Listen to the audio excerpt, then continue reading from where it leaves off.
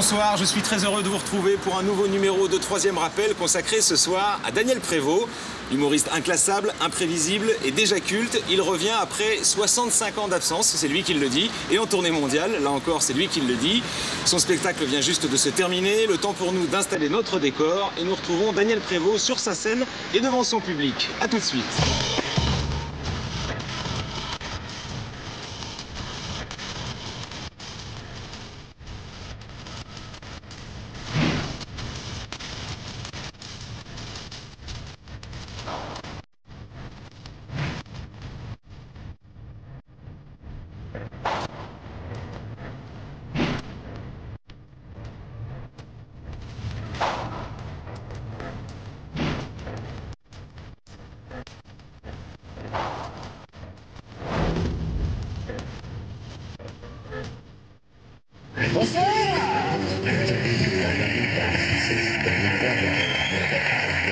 Bonsoir à tous. Bonsoir. Vous allez bien? Vous avez passé un bon moment? Oui. J'ai l'impression, parce que je vous ai entendu beaucoup rire. Il est quand même fort, ce Prévost. Hein. Il n'a pas pris une ride. Je ne sais pas si vous en êtes conscient, mais il vous a fait applaudir une cuillère et un œuf. C'est quand même assez fort. Merci d'être resté pour le troisième rappel de Daniel Prévost. Je vous rappelle que cette émission est faite pour que vous puissiez poser des questions à l'artiste. Il y a des micros qui sont à disposition dans la salle. Vous faites signe et on viendra vers vous. Je vous ai tout dit. Il revient. Merci de lui faire à nouveau un triomphe. Monsieur Daniel Prévost.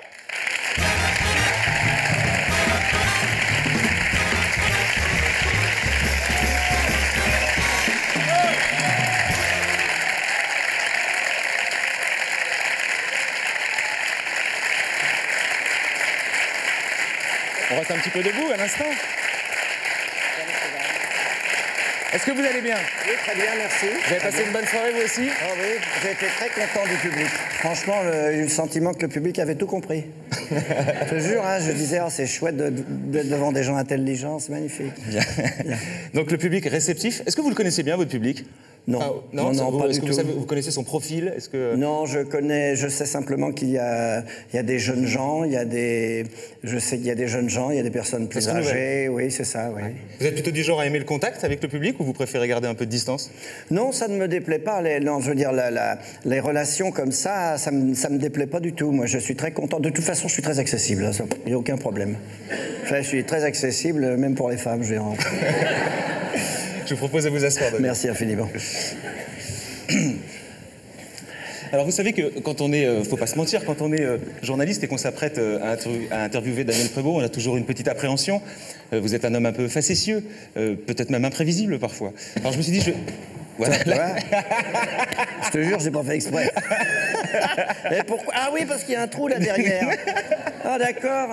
Tu sais, j'avais pas vu, moi. Hein. Excusez-moi, messieurs, dames. Oui, vous êtes facétieux. Oui, t'as raison. Non, mais j'ai pas fait exprès, là, franchement. Je vais mettre tous les autres de mon côté. Je veux que Daniel soit confortable ce soir. Non, mais il n'y a pas de problème. Alors, j'ai prévu 2 petits accessoires. Bruno, s'il vous plaît. D'abord, je me suis dit peut-être qu'il a un petit creux et je connais votre péché mignon.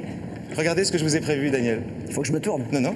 Oh, c'est magnifique. Une petite assiette d'huîtres. Oh là là, des huîtres. Au cas où vous ayez un petit creux. Merci infiniment. Hein, oh, avec c'est la petite formidable. Bon. Vous êtes formidable, merci et puis, infiniment. Par ailleurs, trop, je me suis prévu une petite boîte magique.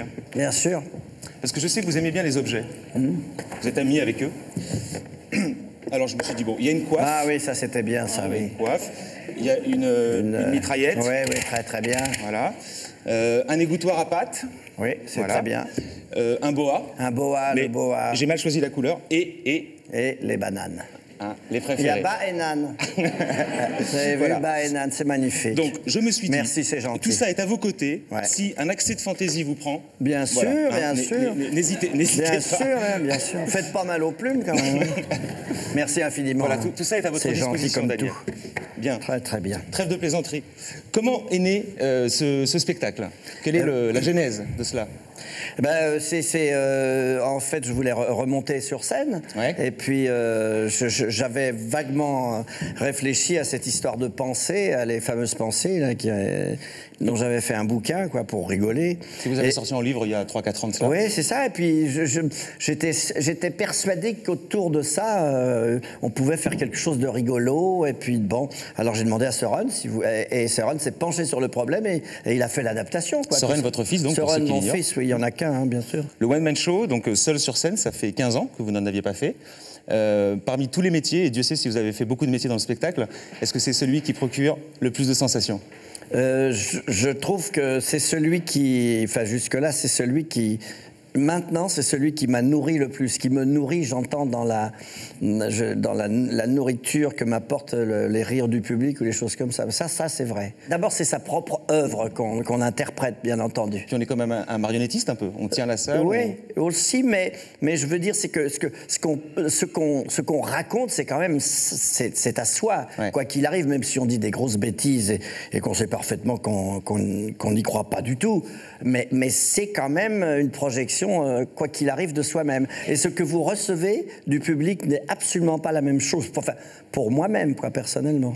Alors c'est un spectacle... Je sais pas ce que je viens de dire, j'ai l'impression que c'est complètement nul. Je te jure, hein, j'ai vaguement... Je vous jure que j'ai essayé de trouver un sens à ce que je viens de dire. C'est quand même très grave, hein, je veux dire. Parce que mon incohérence est érigée en système, vous voyez ce que je veux dire. Alors évidemment, ça a l'air profond, mais il ne faut pas croire, hein, ne croyez rien. Hein. Qu'est-ce que vous faites là? Ah, vous allez m'enregistrer, d'accord. Ah oui, d'accord. Et vous savez ce que vous allez faire? Vous allez parler le moins possible, c'est-à-dire que vous allez vous taire le plus possible, et moi, je vais faire la conversation, d'accord? Ça sera plus intéressant, hein? Vous voulez bien? Puis sinon, ça va m'énerver, d'accord? Voilà. Ah non, commençons pas comme ça. Non, je peux pas vous laisser dire ça. Non. D'accord, même si vous pensez que je suis un génie... un comique de référence, d'accord, et un personnage culte. Oh là, oui. Ah, ouais. Remarquez, moi, en toute modestie, ça ne me gêne pas d'être considéré comme le plus grand acteur de sa génération. Hein. Il en faut bien. Hein. C'est un spectacle assez singulier, comme tout ce que vous faites. C'est pas vraiment du stand-up, c'est pas non plus une succession de sketchs. En fait, c'est un dialogue entre vous et un journaliste, donc qui vous accompagne à une conférence de presse. Sauf que vous êtes seul sur scène. Alors forcément, vous faites les questions et les réponses. C'est donc plutôt un monologue, et on assiste un peu comme on voyage dans votre cerveau, un petit peu. C'est un peu ça le principe. Oui, c'est un peu ça. Oui, hein. Et c'est Søren qui avait trouvé. Parce que moi, j'avais pas bien compris le système ce système de projeter comme ça tout ce que j'avais raconté sur le livre. Et c'est qu'un petit peu plus tard que j'ai compris qu'effectivement c'était bien de dire qu'on est dans une voiture et puis je suis tout seul, tout ça est totalement virtuel, ouais. Et que je raconte, je dis n'importe quoi, tout ça, cette espèce de, je dirais, c'est une espèce de lavage de cerveau. Lentement, vous nous attirez dans vos délires, dans ce monde absurde que vous affectionnez particulièrement. L'absurde, c'est un type d'humour que je trouve assez difficile, ça peut très vite être abscon, et là c'est accessible. Et je me demandais si ça a toujours été naturel chez vous ou si ça se travaille, ça. Franchement, je pense que, je sais pas, il y a de la nature et en même temps, effectivement, on travaille au fil des années, on le travaille, on le peaufine, bien entendu. On a une espèce, l'absurde, c'est érigé, comme je dirais, en système. Et c'est une gymnastique perpétuelle et spirituelle. Jamais vous entendrez une banane aboyer. Jamais. Moi, j'ai des amis qui habitent dans un coin isolé dans le Vercors. Par sécurité, ils avaient acheté un couple de bananes, mâle et femelle, un ancien planteur colonial. Un couple de bananes dressées pour monter la garde. Ils les avaient appelés Ba et Nan. Résultat, ils se sont fait cambrioler 2 fois en pleine nuit, ils auraient entendu. Hein. Alors. Est-ce qu'à l'écriture, vous êtes vigilant en vous disant « Ah bah tiens, là, est-ce que les gens vont comprendre » ou est-ce que vous vous foutez de ça? Vous écrivez et puis advienne que pourra. Je me dis pas « Est-ce que les gens vont comprendre » Pas du tout. Moi, si je me comprends, ça suffit largement. Hein. Et ça veut dire que peut-être quelqu'un d'autre vous comprendra. Mais bien sûr. Non, mais il n'y a aucun problème là-dedans. C'est très simple. Hein. Une première question du public. Ouais. Merci. Oui, ça fait un peu comme... Bonsoir. Je voudrais simplement savoir si vous êtes aussi absurde dans votre vie quotidienne. Faut vivre avec moi. Ça, je sais pas. Je ne vois pas en quoi je serais plus absurde que vous, par exemple. Est-ce que c'est un peu l'anarchie dans votre tête? On a l'impression d'un désordre absolu, ou est-ce que c'est très maîtrisé? C'est maîtrisé je dirais pour le spectacle. C'est logique que ce soit maîtrisé. Puis je déborde pas, je déborde jamais. Franchement, j'ai 56 pages de texte. Je sais, franchement, les improvisations, mes improvisations, ce qu'on appelle les improvisations de Prévost, les fous furieuses, etc., ce ne sont que je dirais d'abord, ce ne sont que des légendes, et deuxièmement, c'est uniquement dans un cadre précis qui est la télévision. Ouais, c'était au service d'un divertissement. Oui, mais sinon, j'ai pas de... Je n'improvise pas régulièrement, surtout pas au théâtre. Il faut être extrêmement précis et vigilant, sinon on fait n'importe quoi et puis ça se voit. Ouais, et puis ça s'entend. En tout cas, si cet absurde est aussi accessible, c'est aussi grâce à quelqu'un qui vous est cher. J'entends par la Sorène, parce que la mise en scène dans ce spectacle est très important. Donc on va accueillir Sorène Prévost, pas plus tard que maintenant. Sorène Prévost.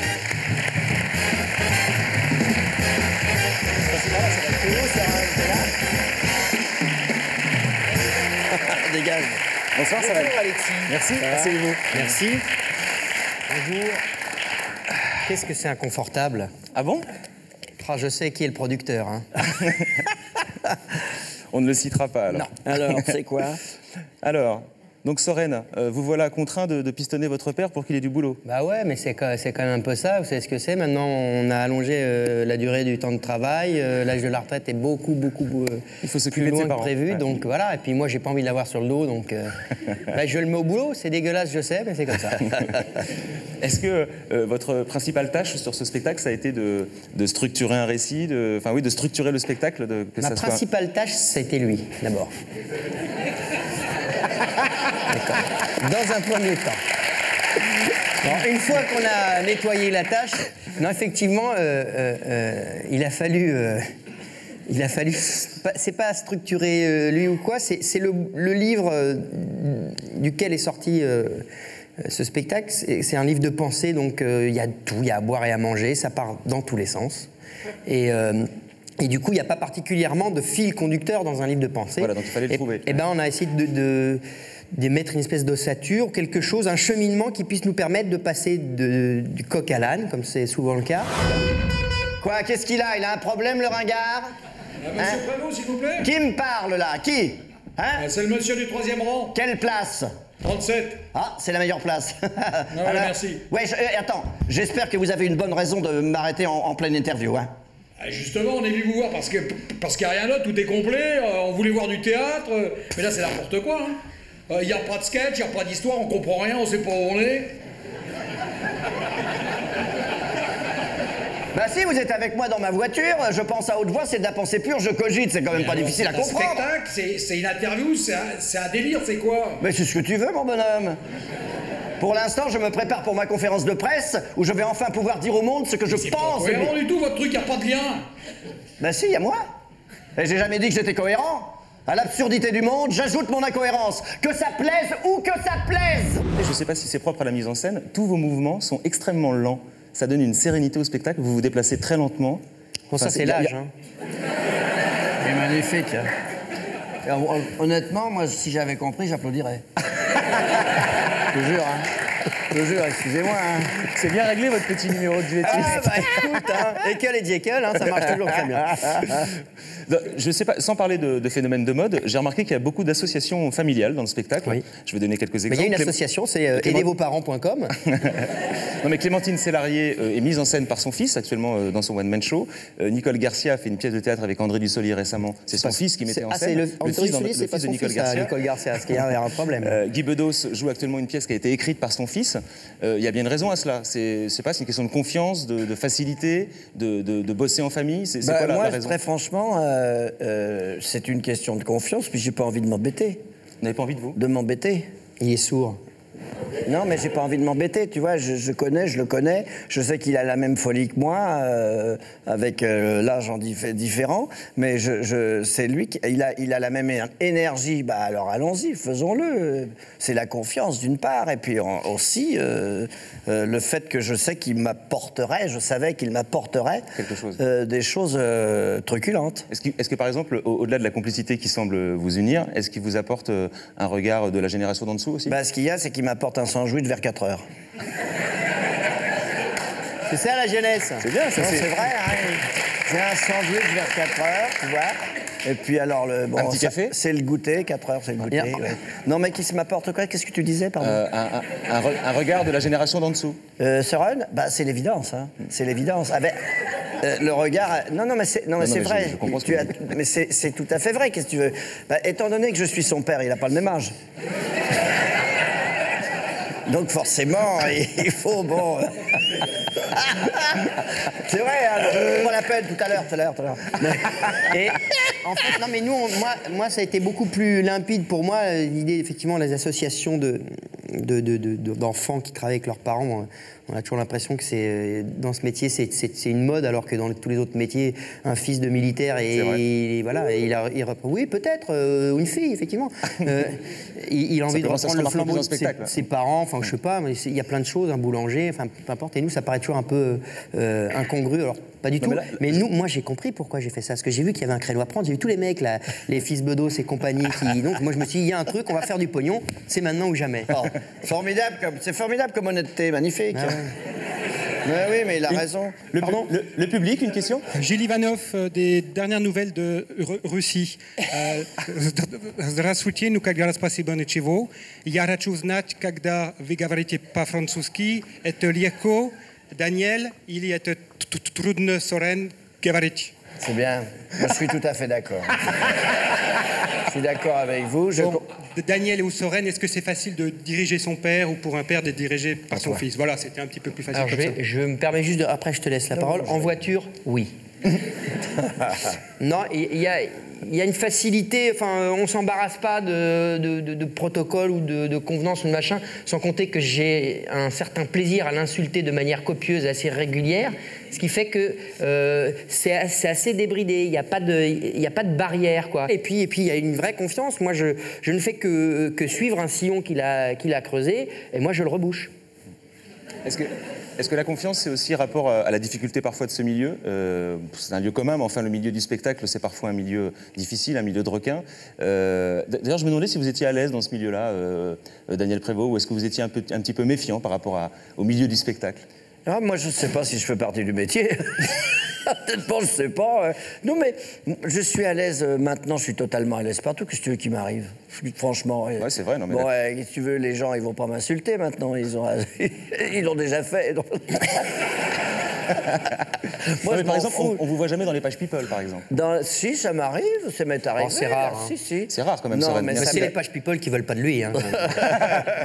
non, mais ça m'est arrivé, sans déconner. Non. Vous lisiez tout à l'heure, certes, il y a beaucoup de bêtises dans tout ça, il y a beaucoup de délire, mais il y a quand même beaucoup de messages qui passent quand même là-dessous. Enfin, me semble-t-il.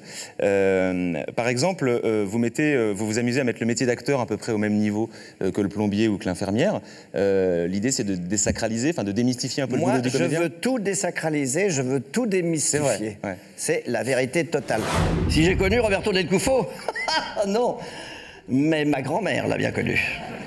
Pour elle, c'était le plus grand plombier de son temps. Simple, modeste, d'une imagination débordante, comme ses baignoires.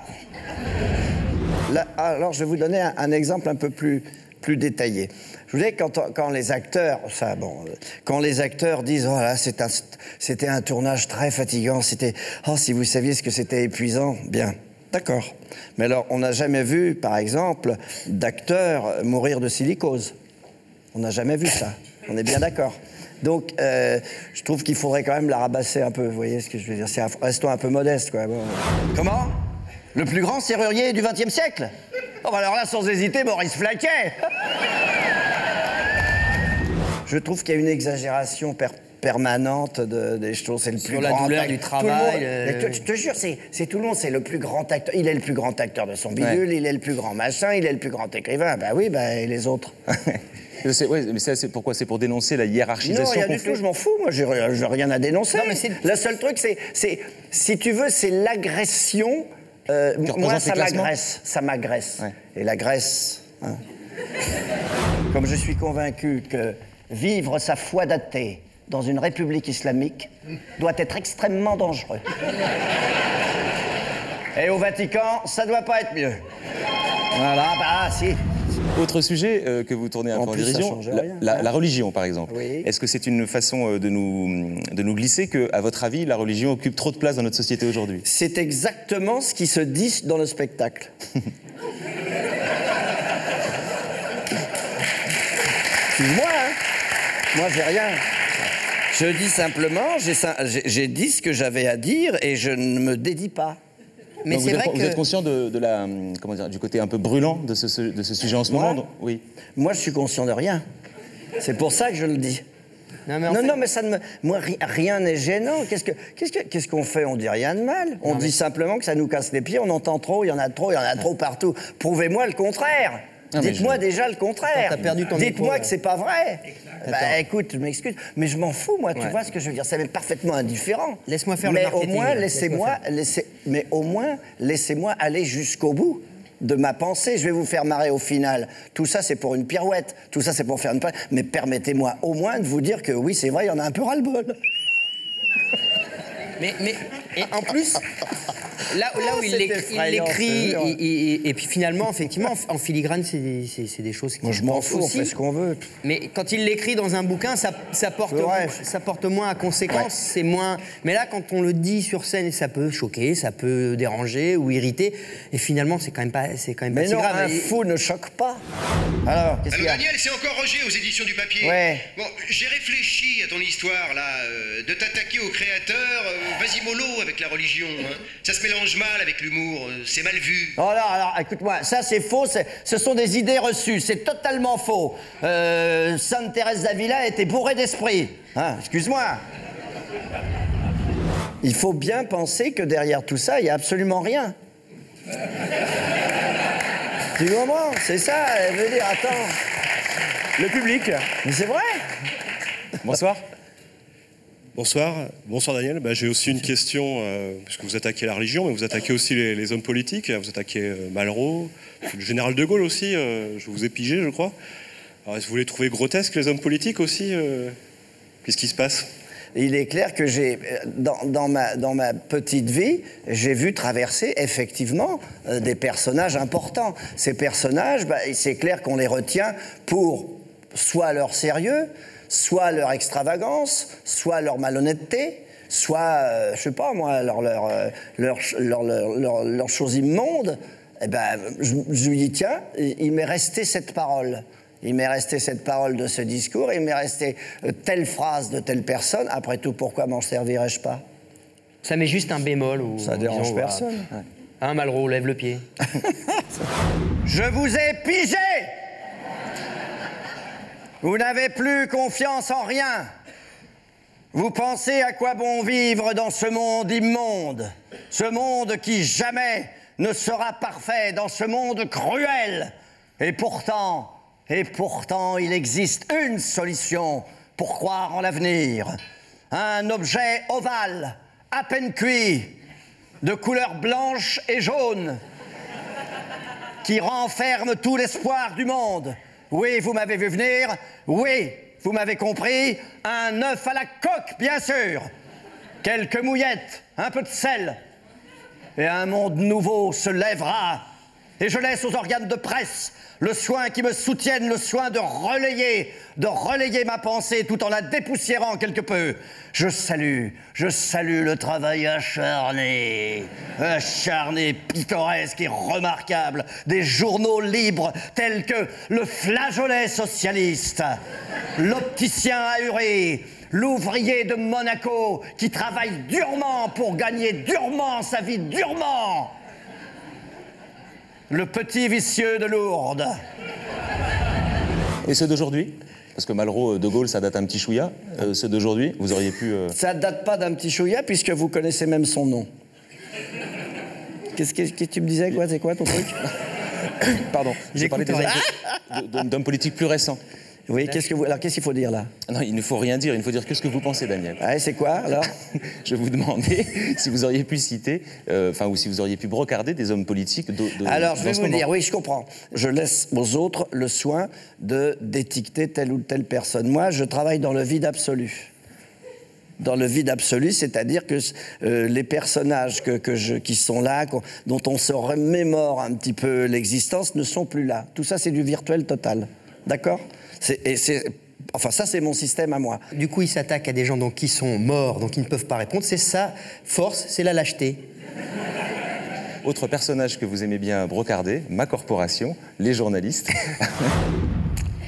Entre un être humain et moi, il n'y a pas grande différence, vous savez. Je suis sensible. Je suis très sensible. Je suis trop sensible. Je suis si sensible que tout matin, midi et soir. Matin, midi et soir. Vous avez noté là, 3 fois par jour? Je me suis demandé, c'est quoi un bon journaliste pour vous, Daniel Prévost? Un bon journaliste, c'est un journaliste qui me convient. Tu vois, est-ce que par exemple, convient, par exemple, il me pose une question, ça me fait plaisir de lui répondre, je me sens intelligent dans ma réponse. Comme en ce moment. Ce qui est très rare. Non, mais oui, bien sûr, mais tu vois ce que je veux dire. Mais c'est quand même assez rare. Parce que il faut accepter aussi... Mais est-ce que vous reconnaissez le droit à un journaliste que vous allez trouver pertinent et intelligent dans ses analyses d'avoir un esprit critique sur votre travail? Ah oui, bah, il fait ce qu'il veut. Il fait ce qu'il veut, qu'est-ce que tu veux? Et il faut bien qu'il fasse un travail. Il faut bien qu'il gagne sa vie. Bah oui, écoute, son travail, c'est son travail qu'il veut faire. Alors, ça n'a aucune importance. Franchement, je pense que c'est moi qui vais rester à la postérité. Et ces articles, on s'en souviendra plus jamais dans 100 ans. C'est vrai.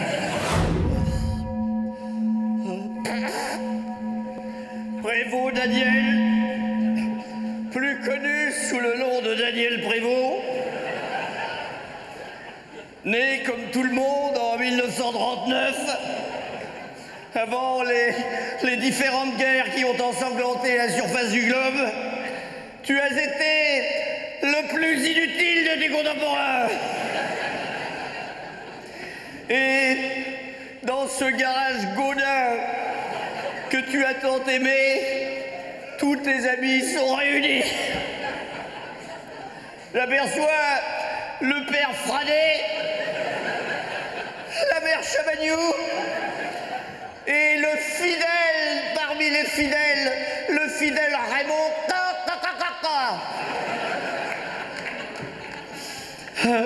Marquant ton époque.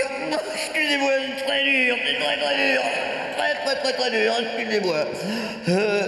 Marquant ton époque par une absence totale d'initiative nationale et régionale à la fois, tes discours dépourvus d'intérêt n'ont laissé aucune trace derrière eux. Un journaliste peut émettre effectivement une critique sur, ça arrive, sur un spectacle, donner son avis plus ou moins bienveillant, etc.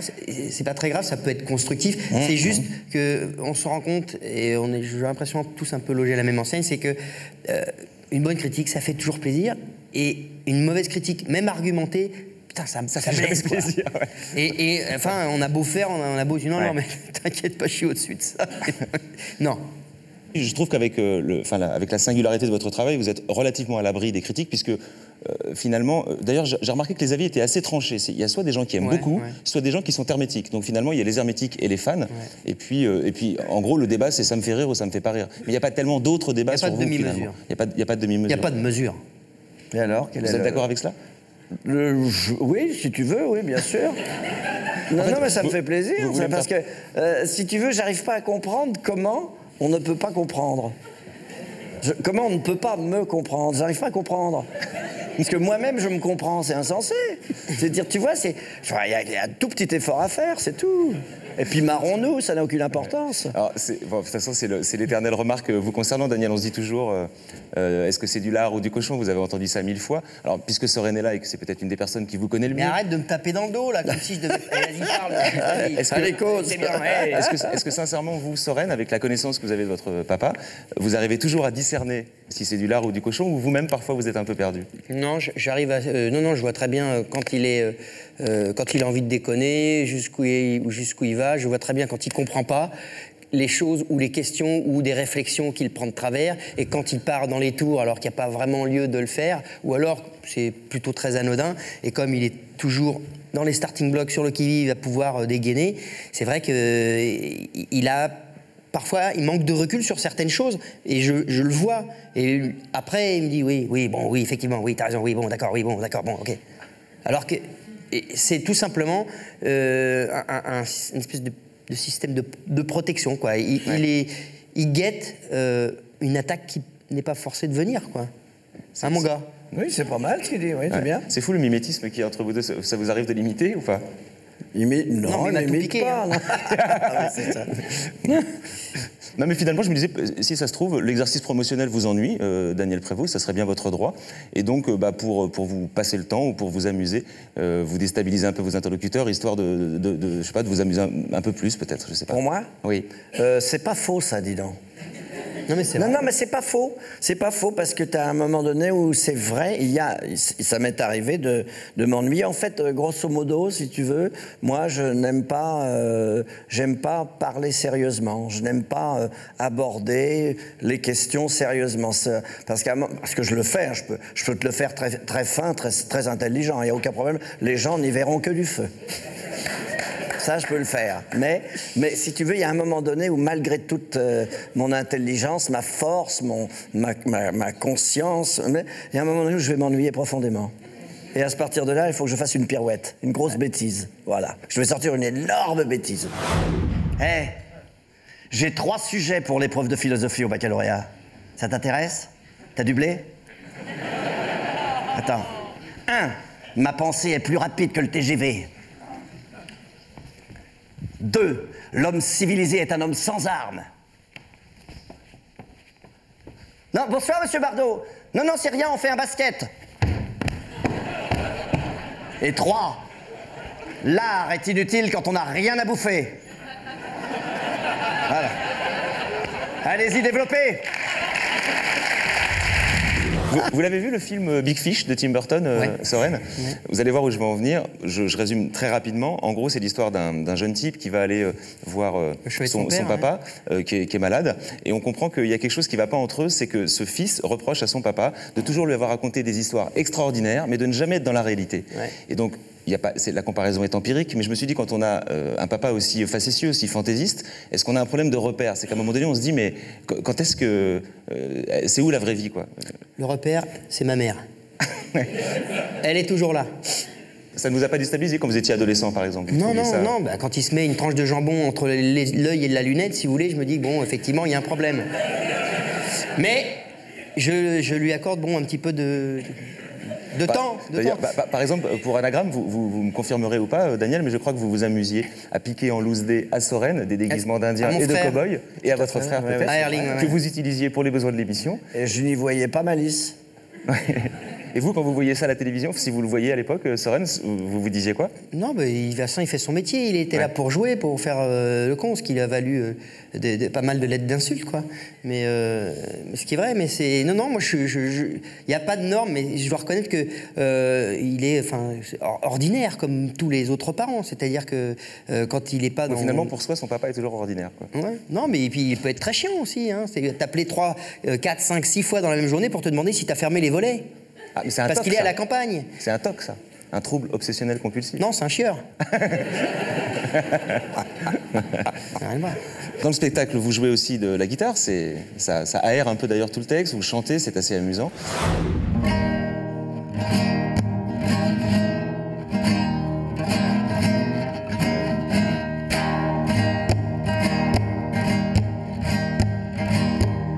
Poussez la porte!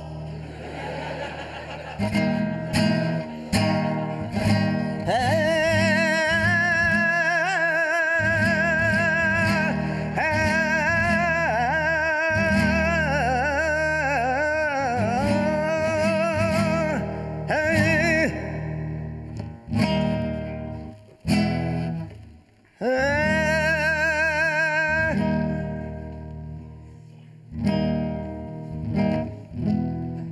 guerre, la guerre, la guerre, la guerre, la guerre, la guerre, la guerre. C'est un clin d'œil à votre passion pour la guitare classique. Vous aimez beaucoup ça, je crois. Beaucoup, oui, oui, oui. oui. Et je crois même que vous jouez mieux que vous nous le montrez dans le spectacle. Oh, enfin, disons que j'ai beaucoup perdu. Franchement, j'ai beaucoup perdu. Mais avant, moi, j'aimais beaucoup la guitare classique. Puis j'avais vu tous les guitaristes, les grands guitaristes de l'époque. Et ça m'en reste encore pas mal. Si je fais revenir votre guitare, que je dis gentiment, s'il vous plaît, pouvez-vous nous jouer un petit air? Oui, je te dirais non.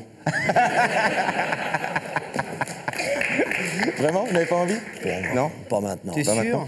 Non, non, non, je veux pas. Non, non, non, non, j'ai plus rien. Non, non, non, arrêtez. Non, mais arrêtez. Je suis perclus de rhumatisme. Non, mais c'est la vérité. Vous voyez, à la rigueur, j'aurais pu vous jouer du piano.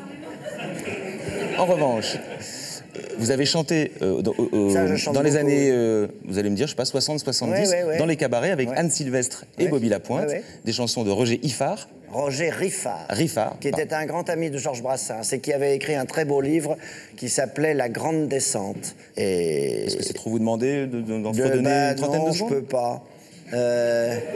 Même maintenant, c'est pas dans mon contrat, tu comprends. Alors. Non, il me revient en mémoire 4 vers de Roger Riffard que je vous demanderai d'applaudir à la fin.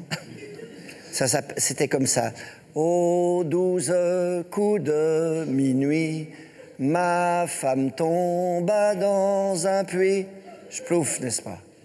Depuis lors, époux fidèle, je soupire sur la margelle.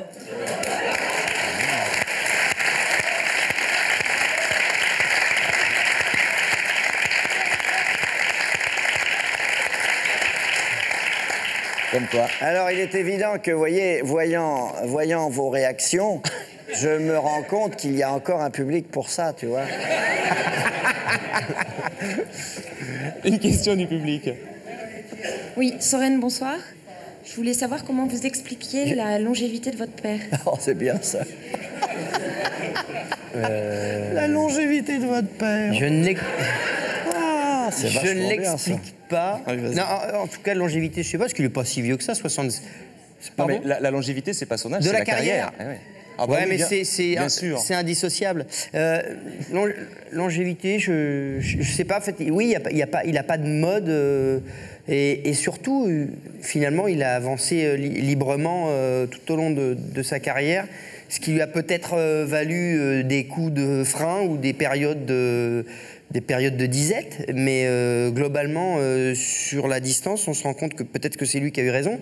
Donc moi, j'aime autant qu'il ait bouffé un petit peu le gazon pendant quelques temps, c'est-à-dire qu'il ait eu des moments difficiles, parce que je trouve qu'il termine bien, mon vieux bourrin. Ah, c'est bien. Mais non, mais c'est vrai. Il est merveilleux. Sans flagornerie, ce que je trouve admirable dans votre carrière, Daniel, c'est la liberté. Et c'est rare pour les artistes.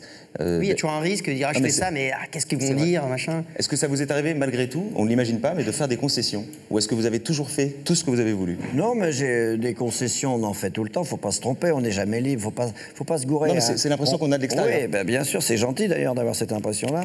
Mais j'ai le souvenir d'avoir joué des choses, d'avoir été obligé de jouer des choses qui étaient l'inverse de moi.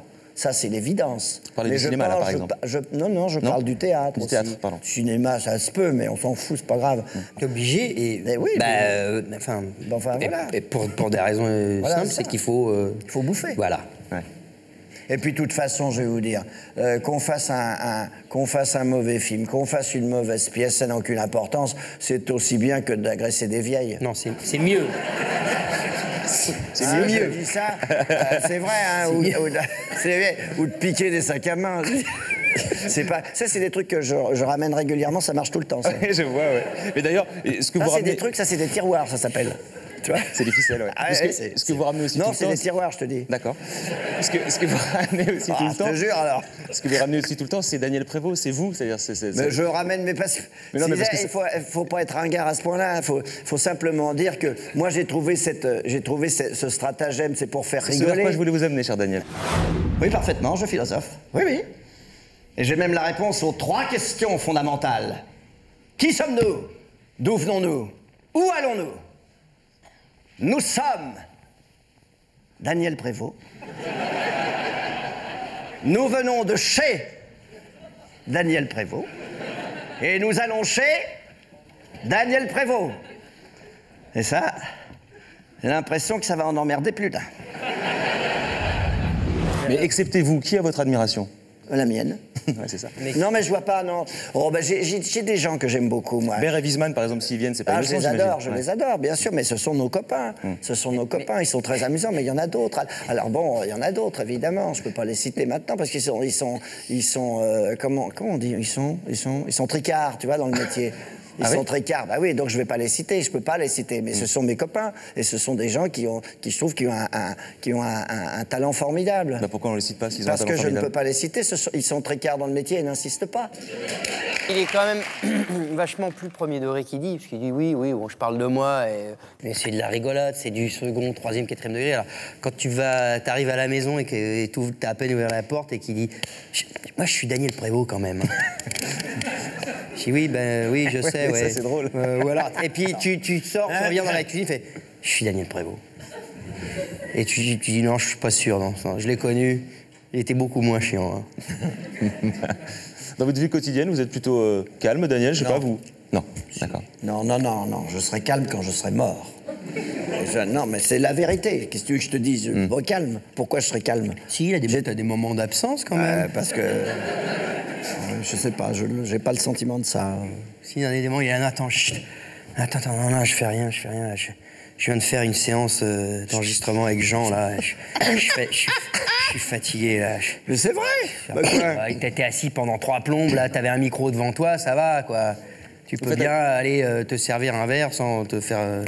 on va pas en faire un foin. Puisque Daniel n'aime pas les clichés, je voudrais profiter de votre présence sereine pour égrener quelques qualificatifs et que vous nous disiez ou pas si c'est pour mieux connaître votre papa.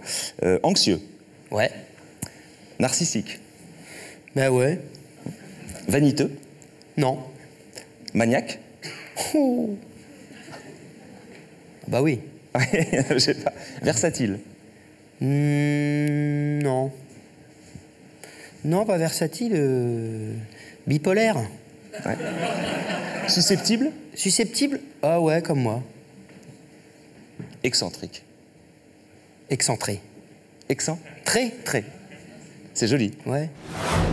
Si j'étais riche? Alors là. Ah, si j'étais riche, je ferais collection d'armes comme tous les cons.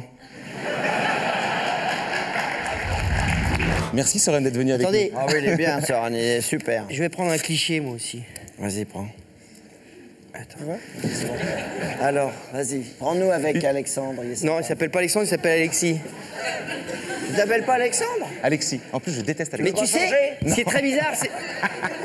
Il a un vrai problème avec les prénoms. Bon, je vous demande d'applaudir Soren Prévost. Merci. Je vous salue, Soren. Merci beaucoup. Rentre pas tard, hein. Tu viens, attends.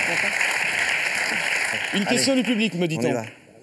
Dans le spectacle, il est effectivement question beaucoup de garage automobile et de Dieu et de mort. Est-ce que, si vous me permettez le jeu de mots, c'est parce que vous rêvez d'une vie d'ange?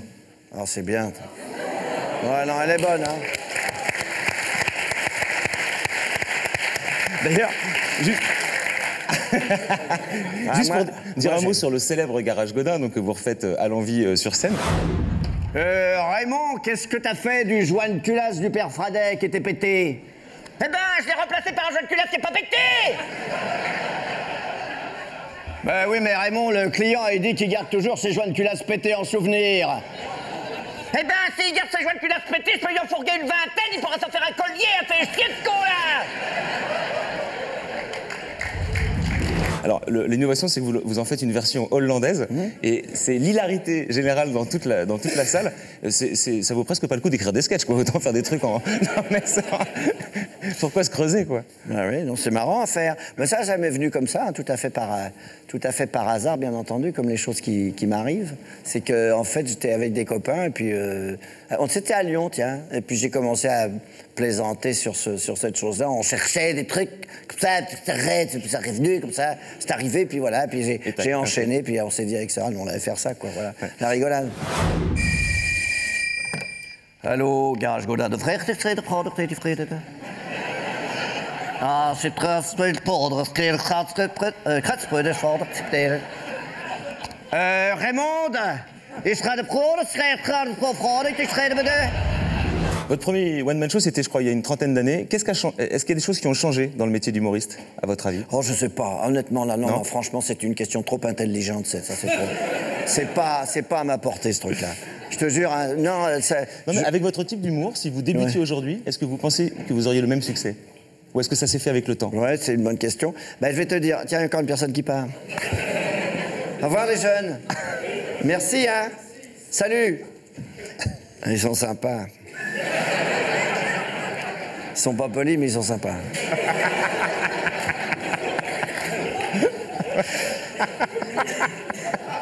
Alors, je vais te dire un truc, juste pour te dire que, grosso modo, il y a 40 ans, 30-40 ans, quoi, quand je débutais, comme on dit, l'absurde avait droit de cité. Beaucoup plus que maintenant. Ça, c'est certain.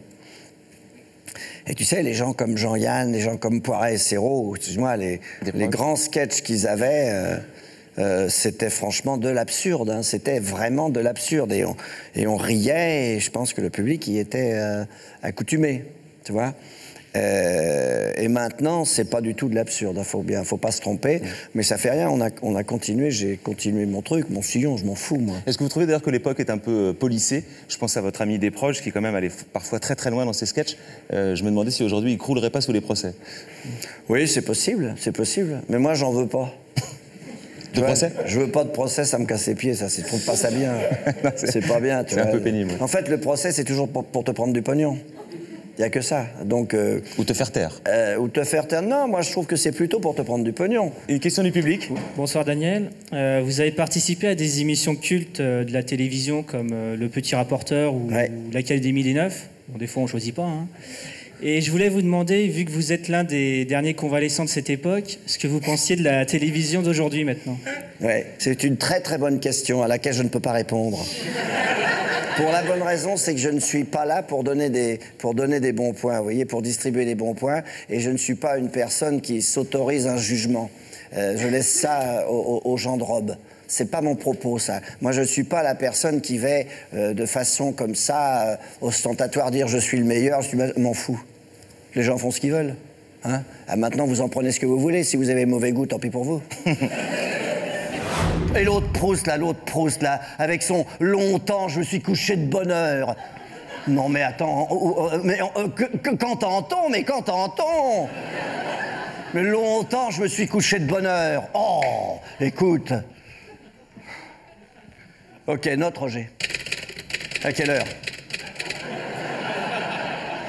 Quand? Pourquoi? Avec qui? Avec qui? Madeleine comment? Quelle taille? Petite, grande? Note, Roger, petite Madeleine, il vient d'avouer. Il y a aussi un autre domaine qui est important dans votre vie, c'est le cinéma. Je vous propose d'écouter une petite musique.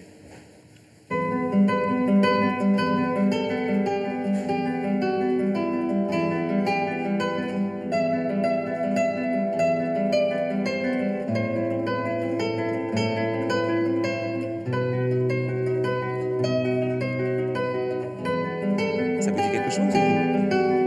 Vous appréciez donc? Si nous avons passé cette musique, pour ceux qui l'ont reconnue, c'est la musique de Jeux Interdits, qui est le film culte de Daniel Prévost, enfin, je crois. Oui, c'est tout à fait vrai, oui.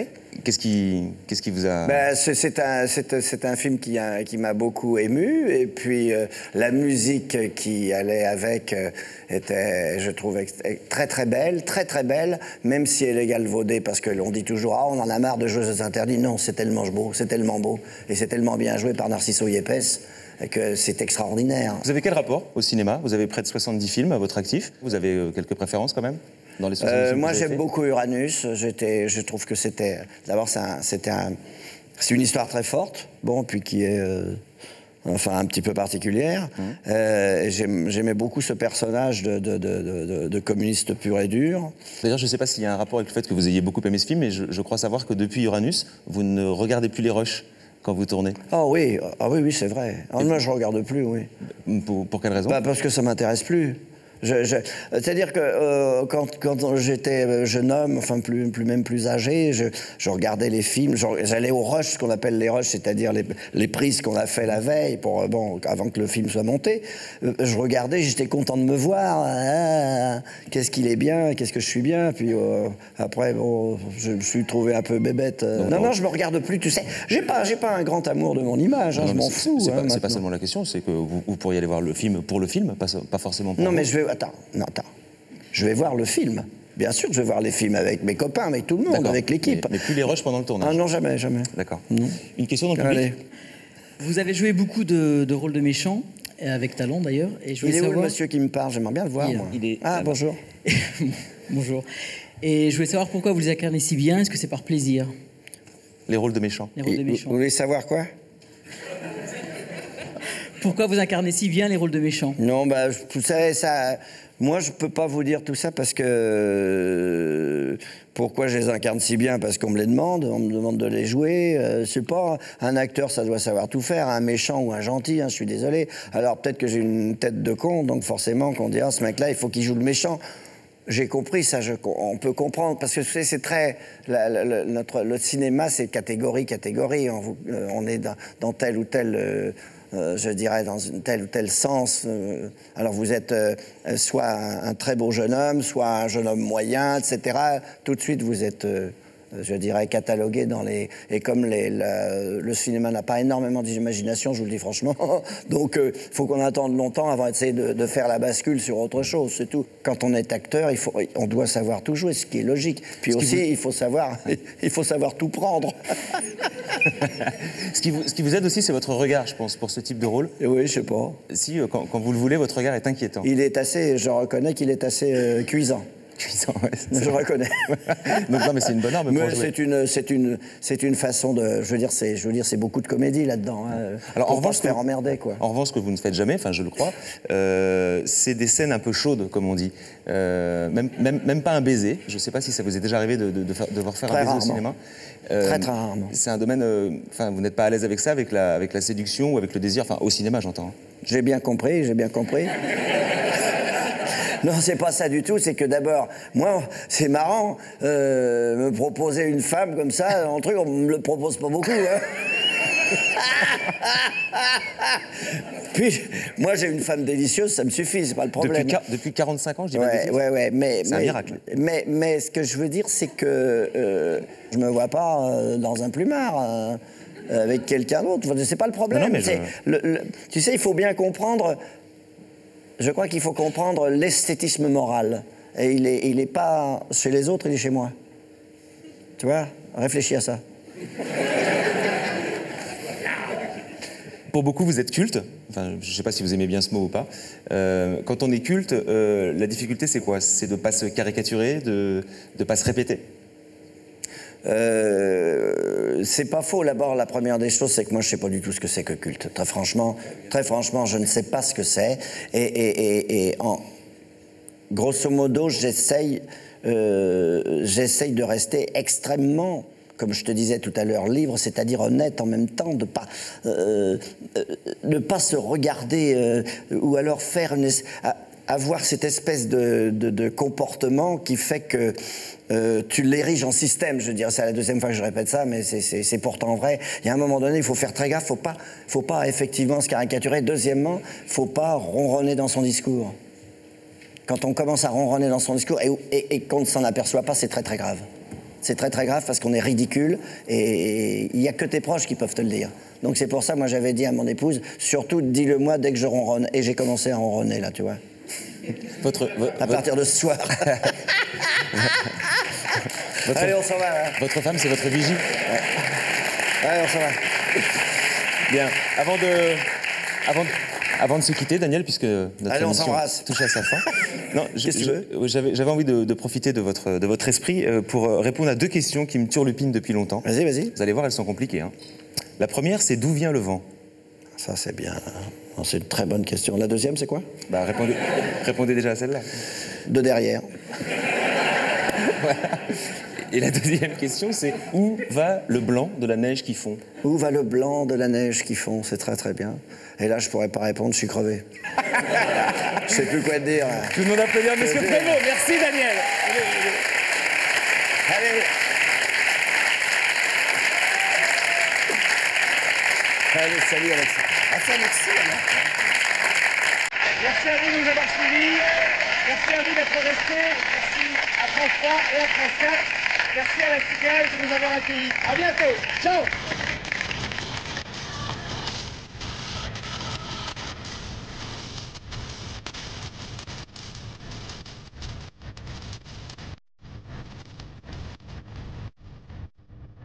Oui. Ah, moi je suis pas fan. Ou alors il faut. J'aime pas les filles, quoi. Un petit vinaigre échalote, c'est du mal comme ça, nature. Mais elle est bien ton émission, elle est sympa comme tout. Hein. Bah, ça me fait plaisir. Bah, si, t'as ta rôle de rire. Et au moins je te. Salaud. Ah, qu'est-ce que c'est?